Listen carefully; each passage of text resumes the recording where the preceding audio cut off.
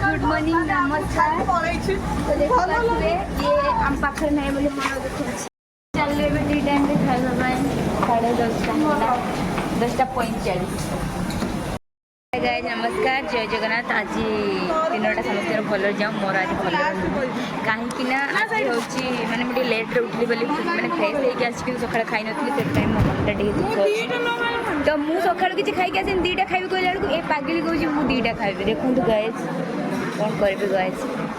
कम कह गाइस दीटा खाई आज जाए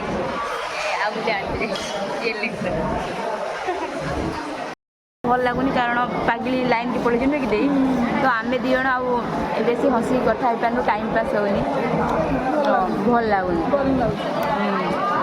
एमती सांग किए दूर पड़े गए क्या दुख लगे कमेंट रे कहबे खाया बर छड़ा हम सांग छड़ा हेनी सांग मैंने से सब दूर पड़े लाइन की नहीं जाए फाइनाल तक मैनेजर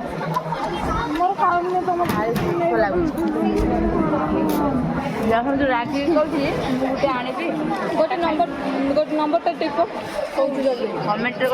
बेसी बह खाई जल्दी सतर पैकेट तो ना बोली भल लगुनि ना